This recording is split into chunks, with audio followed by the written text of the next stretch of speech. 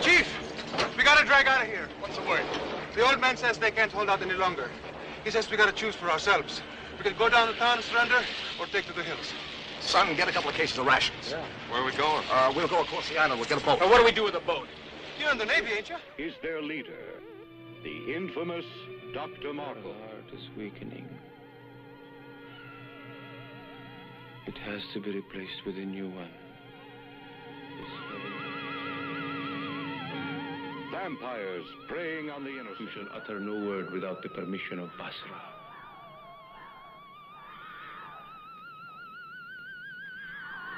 You may go. Naaalala niyo ba ang aktor na si Ronald Remy? Siya ay sumikat sa pinilakang tabing noon dekada 70, sa ilalim ng kanyang home studio na Premier Productions.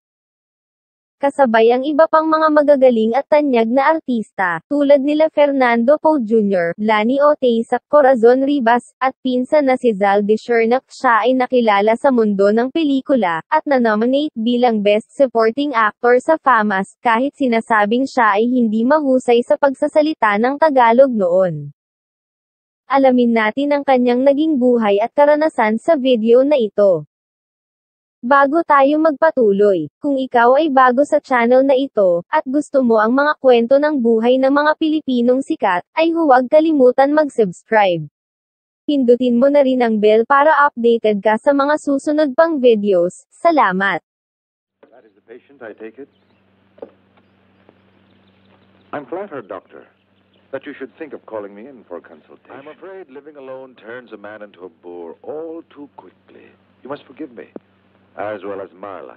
She has done nothing to offend me. Not from want of trying, I can assure you. Too much credit, dear Marla. You must also consider that his beloved wife was constantly at his side, at least towards the end, when he could no longer roam the forests that he loved so well.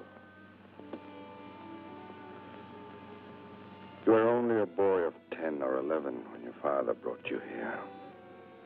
One of these effects was the ability to insulate red blood corpuscles against the corrosion of leukemia. At least for a while. Si Ronald Kukorchkin, na mas kilala sa kanyang screen name na Ronald Remy, ay ipinanganak noon 1937. Ang kanyang ama na isang Russian, ay miyembro ng Russian Navy, na nagsettle sa probinsya ng Bicol. Ang kanyang ina naman ay isang Pilipina, at si Ronald ay may taas na 6 na talampakan. Si Ronald ay isang drama graduate sa San Francisco State University, nakababalik lang sa ating bansa nang siya ay magsimula sa showbiz. Una siyang nakita sa pelikulang Kondenado ng Sampaguita Pictures noon 1958, na pinagbidahan nila Lolita Rodriguez at Luis Gonzalez.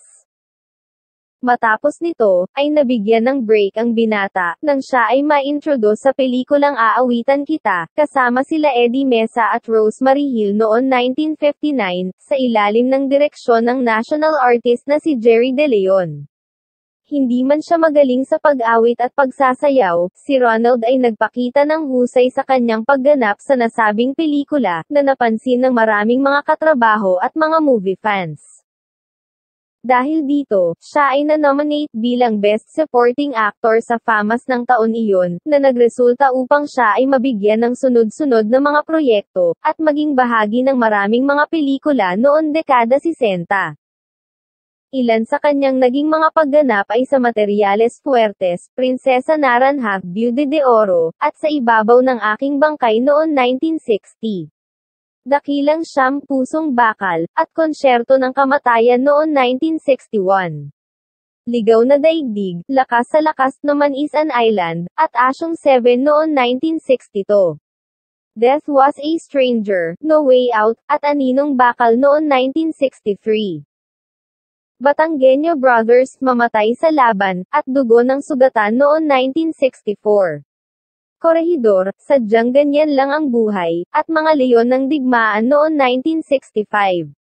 The Longest 100 Miles, Incognito noon 1967, at marami pang iba.